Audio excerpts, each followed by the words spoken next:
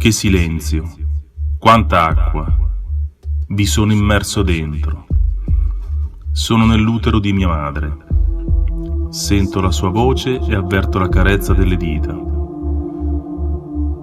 Percepisco la paura di mio padre e vorrei consolarlo. Subito dopo la mia nascita inizierà a soffrire di disturbi psichiatrici e io sono qui dentro, al sicuro, protetto. Non posso fare niente per aiutarlo.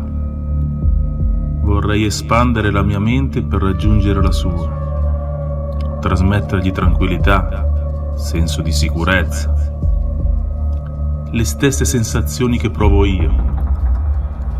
Vorrei comunicargli tutte le mie conoscenze prima di perderle. Appena aprirò col mio corpo la vagina di mia madre, diverrò un essere ignorante, fragile, bisognoso di protezione.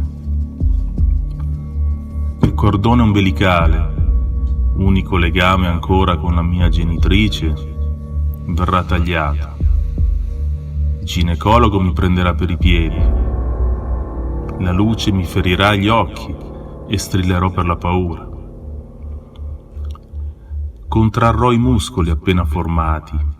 Mi agiterò tra le braccia di un'infermiera finché la mia rabbia non troverà la sua stanchezza. Eccomi, attaccato al seno materno. Mi nutro. Ho ceduto al ricatto.